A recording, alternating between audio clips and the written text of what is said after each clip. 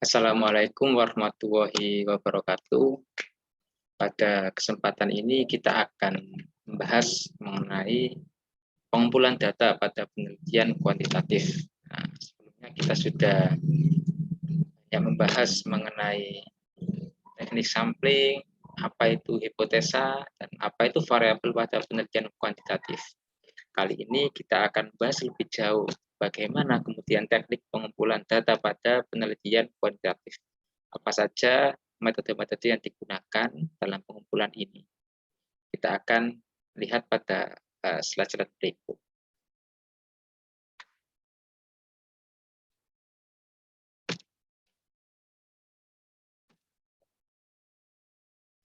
Yang pertama, terkait cara atau teknik pengumpulan data, apa saja yang bisa digunakan dalam terkait cara pengumpulan data penelitian kuantitatif ini. Yang pertama adalah angket. Angket ini seperti yang teman-teman pada umumnya sudah ketahui, seperti kita diberikan kuesioner, kemudian kita mengisi berbentuk pilihan ganda ataupun beberapa pertanyaan terbuka. Kemudian juga bisa melalui pengamatan. Nah, pengamatan ini juga kemarin saya sudah jelaskan dalam penelitian kualitatif seperti apa, dan ini juga bisa dilakukan dalam penelitian kuantitatif. Nah, kita membuat sebuah tabel gitu ya, tentang apa saja yang ingin kita amati, kemudian kita membuat sebuah checklist. Misalnya dalam sebuah ruangan kelas kita ingin mengamati terkait kualitas pembelajaran di kelas seperti apa, kita turunkan dimensinya, misalnya seperti fasilitas. Kita lihat di situ ada LCD atau tidak, misalnya. Kemudian kita bisa lihat bagaimana penataan ruang kelas dan sebagainya yang berkaitan dengan kualitas pembelajaran. Nah, itu nanti kita checklist kalau misal memang di situ ada atau terjadi atau terlaksana. Kemudian yang terakhir ada wawancara. Jangan salah bahwa di pengumpulan data kuantitatif itu juga ada wawancara. Tetapi apa yang membedakan dengan pada penelitian kualitatif? Kalau di kualitatif wawancaranya tidak terstruktur, artinya pertanyaannya bersifat open. Peneliti sebagai instrumen sehingga ketika informan itu menjawab, maka kalau misalnya sudah menjawab nomor 1, kita bisa loncat kemana-mana, kita bisa menyesuaikan apa yang ingin informan ceritakan. Nah, itu kelebihan kualitatif. Sehingga pertanyaannya tidak terstruktur 1, 2, 3, 4, 5 semuanya dibacakan satu persatu urut, tidak seperti itu.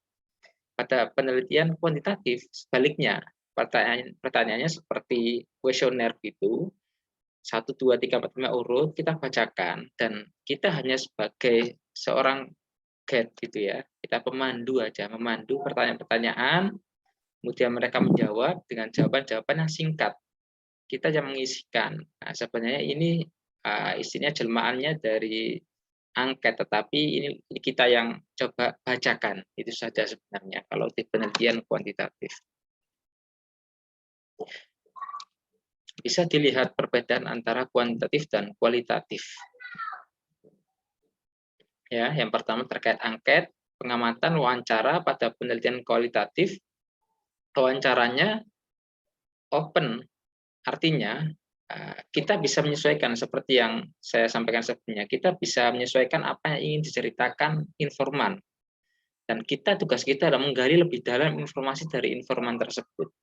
Tapi kalau dalam kuantitatif, kita terpaku pada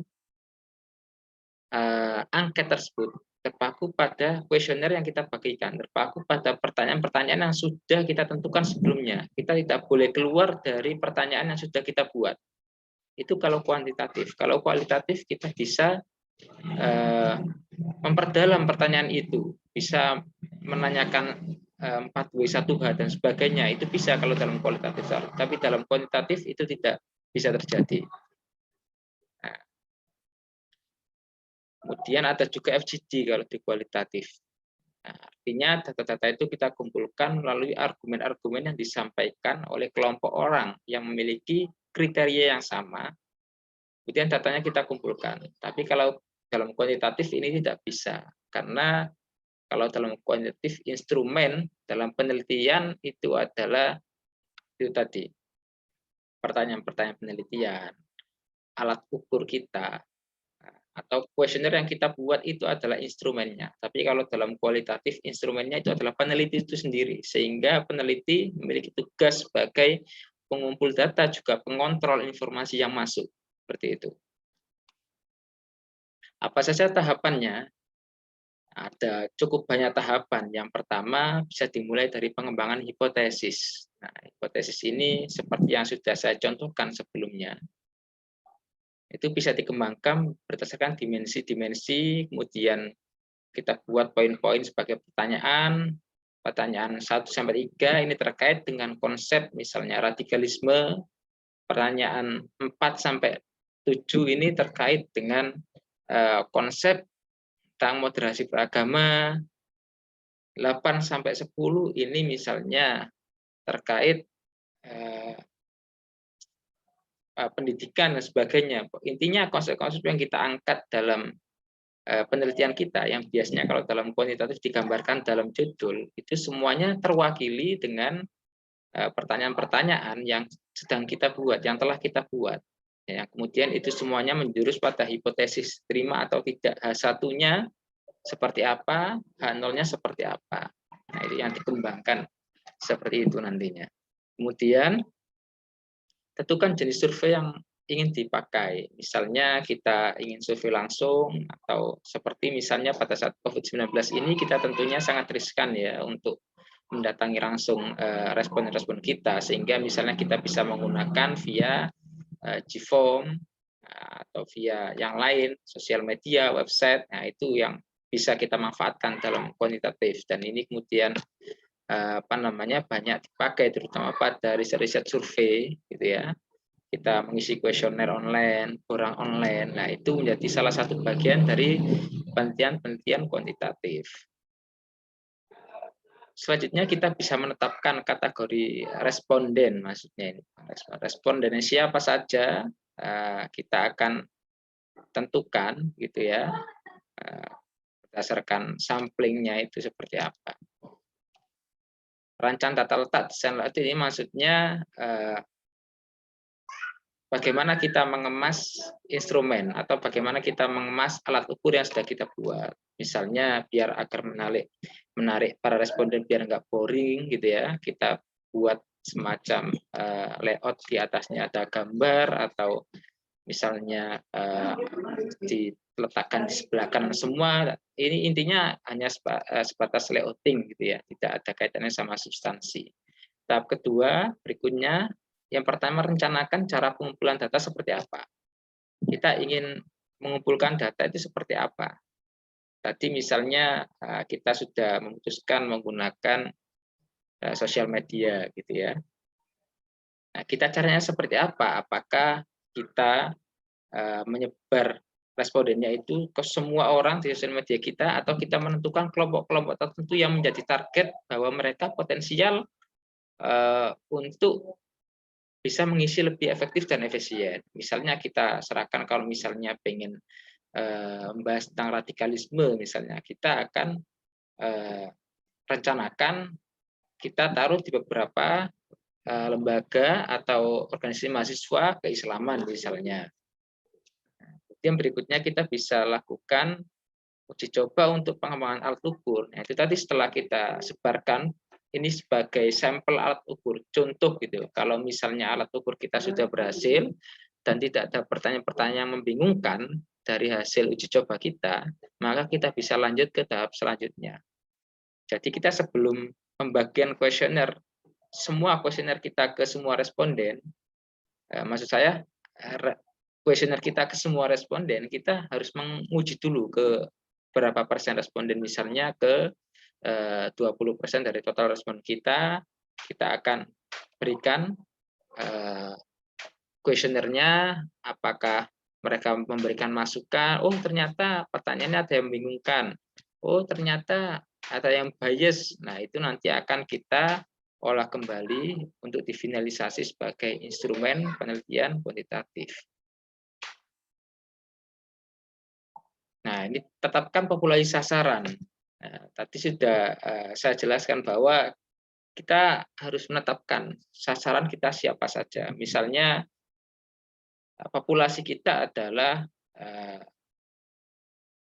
mahasiswa perguruan tinggi, maksud saya IAIN Ponorogo misalnya.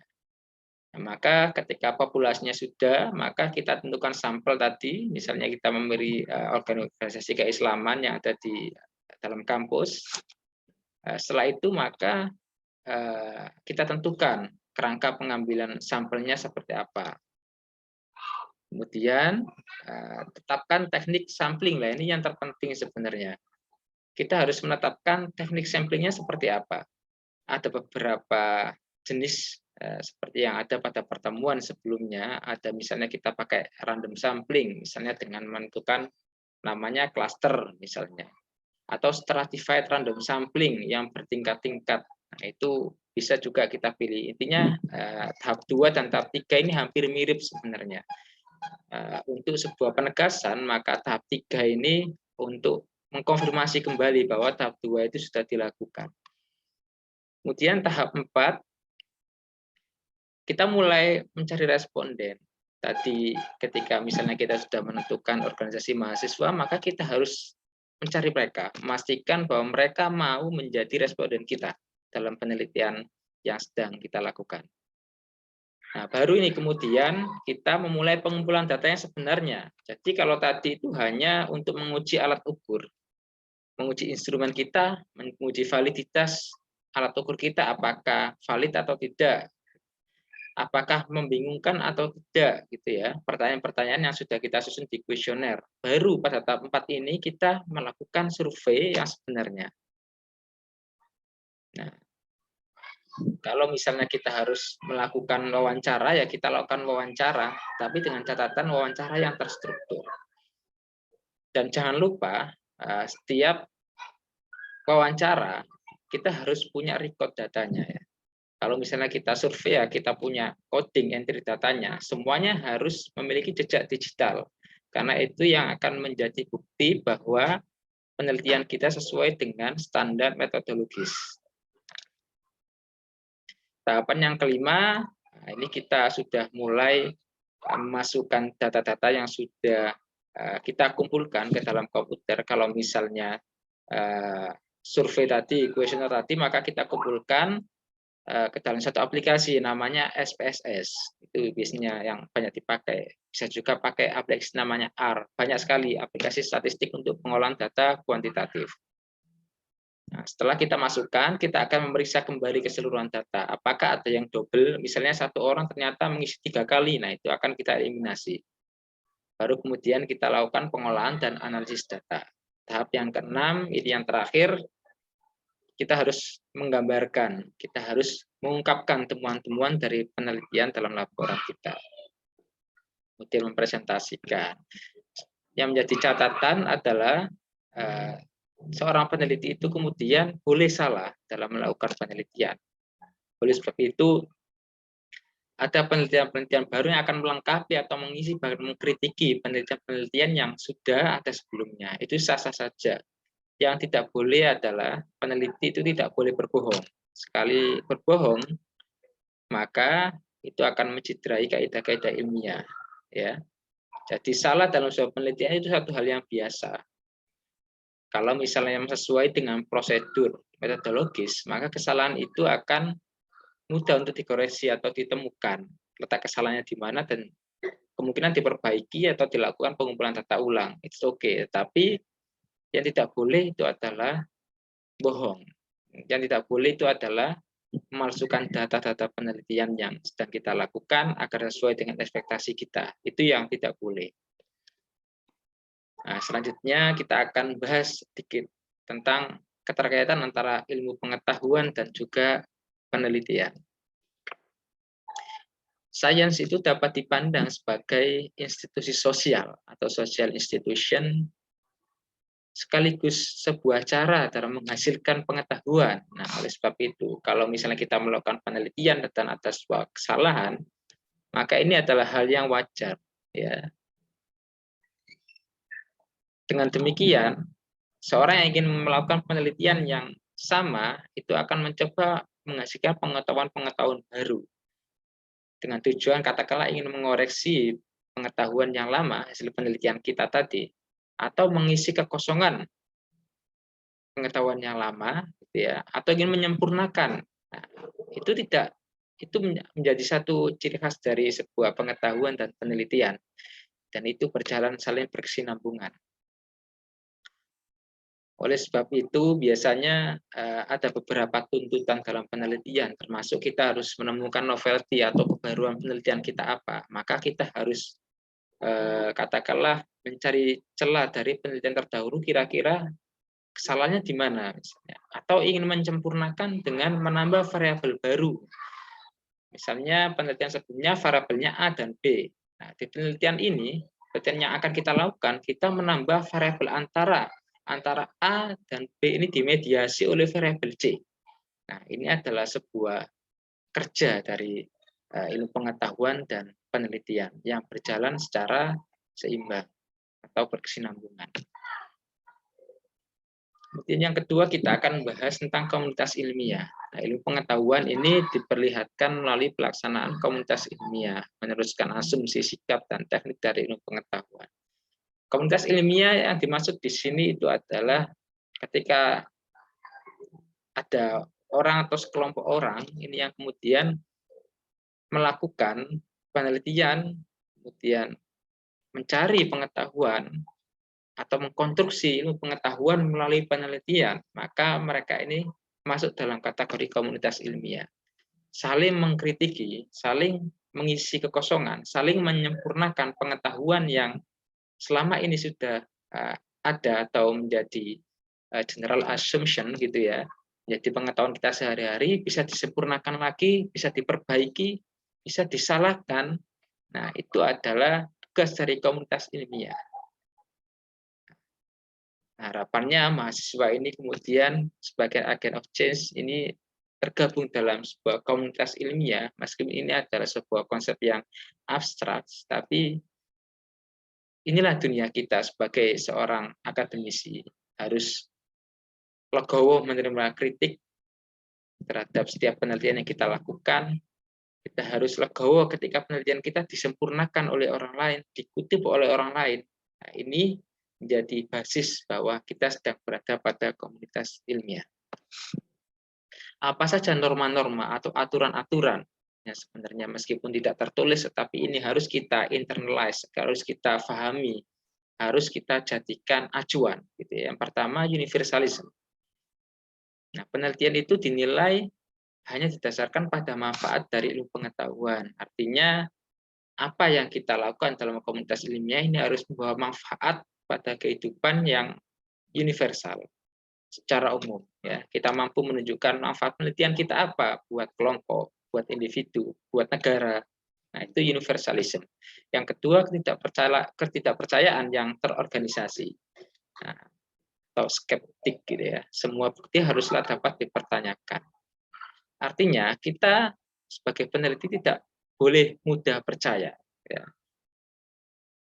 Kita sebagai peneliti, kita sebagai bagian dari komunitas ilmiah, kita harus sering mempertanyakan kenapa kok begini, kenapa kok begitu. Nah, dengan berbagai ketidakpercayaan itu kita coba temukan bukti-bukti yang bisa mendukung bahwa oh itu sebenarnya bisa diperbaiki, oh itu sebenarnya salah, oh itu sebenarnya bisa disempurnakan lagi. Nah, sehingga ini kemudian membentuk pengetahuan baru. Ya. Yang ketiga, tidak memihak. Artinya, sebagai peneliti ini kita harus netral, adil, mau menerima dan terbuka pada observasi yang tidak diharapkan atau ide-ide baru. Artinya kita sebagai peneliti ini harus objektif ya. Tidak boleh karena kita meneliti hal-hal yang dekat dengan hidup kita, terus kemudian kita membela. Kita melakukan pembelaan. Itu dalam kuantitatif itu sangat dihindari gitu ya. Ini yang kemudian penelitian kuantitatif dinilai sebagai penelitian yang sangat objektif, tetapi memiliki kelemahan kurang mendalam dalam memahami. Yang keempat, ada komunalisme atau kebersamaan. Pengetahuan ilmiah itu harus dibagi dengan yang lain. Artinya ketika kita sudah mampu untuk menghasilkan pengetahuan baru, maka kita harus share, kita harus sampaikan melalui forum-forum ilmiah. Misalnya kita menulis jurnal, kita bagi di Google Scholar, kita kirim ke jurnal IAIN Ponorogo untuk diupload misalnya, kemudian bisa dibaca oleh orang lain. Nah, inilah proses bagaimana komunitas ilmiah dan ilmu pengetahuan itu terus berjalan, rotasi terus-menerus. Dan yang terakhir, kejujuran. Ini yang tadi sudah saya sampaikan bahwa dalam komunitas ilmiah, kejujuran harus dijunjung tinggi dan harus kita hindari kebohongan. Terutama kebohongan dalam pengambilan data penelitian itu hal yang sangat menciderai komunitas ilmiah itu sendiri. Hubungannya bisa dilihat seperti gambar berikut, bahwa realitas atau dunia sosial dan ilmu pengetahuan itu saling timbal balik, yang kemudian dimediasi oleh penelitian sosial. Jadi realitas atau dunia sosial untuk menghasilkan pengetahuan, maka harus dilakukan penelitian sosial. Nah, begitu juga sebaliknya, ilmu pengetahuan untuk diproduksi, untuk mendapatkan ilmu pengetahuan yang selevel lebih tinggi lagi, harus dilakukan penelitian pada dunia sosial. Nah, itu akan berjalan simultan terus-menerus. Itu yang bisa saya sampaikan dalam pertemuan ini. Terima kasih atas perhatiannya. Wassalamualaikum warahmatullahi wabarakatuh.